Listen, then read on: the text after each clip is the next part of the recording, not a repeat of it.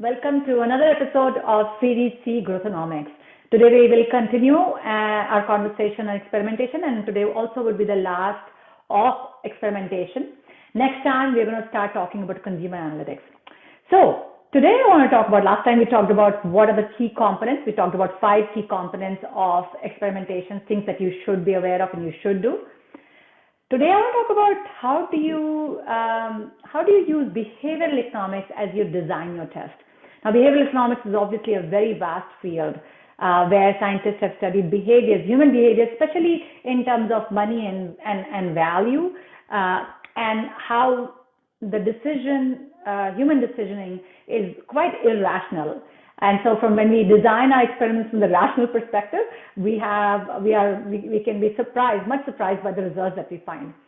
But there are some key concepts of behavioral economics. Again, it's a vast field, but there's some key concepts that I want to talk about, especially for those of you who are growth hackers, head of products, who are looking to be creative as you look to improve your revenue, your uptake, your trial rates, and retention, and so on. So let's talk about, and I'm going to list, as I shared, it's a very vast field, so I'm going to list some resources, the blogs that you can read more about. But today I want to talk about maybe 2 or 3 concepts. First one that is my favorite is obviously the concept of free. And many research have been done, and you can find a lot of resources and testing that has been done. But one of the concepts is a deep allure we have on free. And free and nearly free is not the same. There's a significant gap between nearly free and free.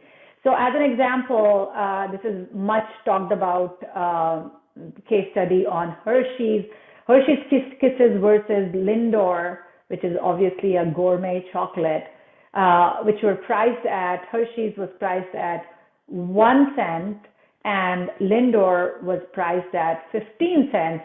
And significant number of people are realizing that Lindor is not available for 15 cents chose to pay 15 cents to get Lindor. But when that price was dropped by 1 cent, where Hershey's became free and Lindor became 14 cents, the results completely flipped, and most people went for free, even though Hershey's is a regular chocolate and you cannot get Lindor for 14 cents in the grocery market. So there is a deep allure of free and nearly free are very, very, there's a huge distance between free and nearly free. So as you guys, especially in the app business, you think about free and think about your premium and your pricing, know that free and nearly free are not close by, they're actually far off. The other concept I want to talk about is of priming. So it's called priming, which is priming our brain. So let's take our example of the app, the dating app that we are talking about, which serves profiles, and you can, it gives you profiles to match and so on and so forth. So let's say, let's say in the free account there is 3 profiles that can be viewed, and then you come to a hook where you have an option of upgrading yourself, and the upgrade has 2 options. Let's say there is a basic upgrade, and then there is a premium upgrade, right? And the basic upgrade gives you these 5 things, and then the premium gives you these 5 things and these 4 more, right? And let's say you want to basically talk about, you want people to go for premium, and this is where you want to sort of influence people to go towards. The concept of priming goes to, and there's a lot of experiments done, but one of the key experiments which often gets talked about is, let's say there are people standing in an airport to get in a line to pick up something from their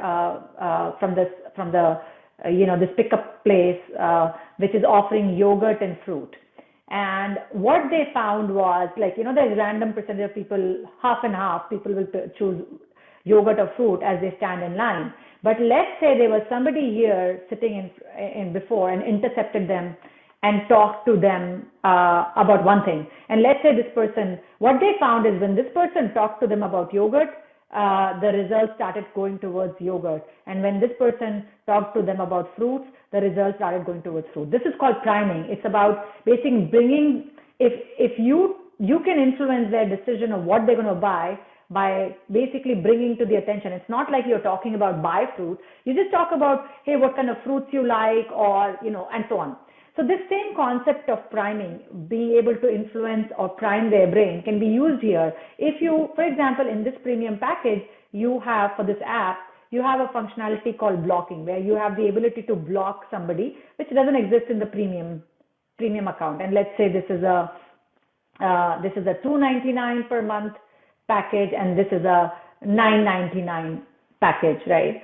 And because you talked about blocking here before you send them to those choices, you may be able to influence them to greater number to do premium. This is one very standard experimentation that gets done about being able to influence people before they come to the decision making through this sort of subconsciously highlighting some features.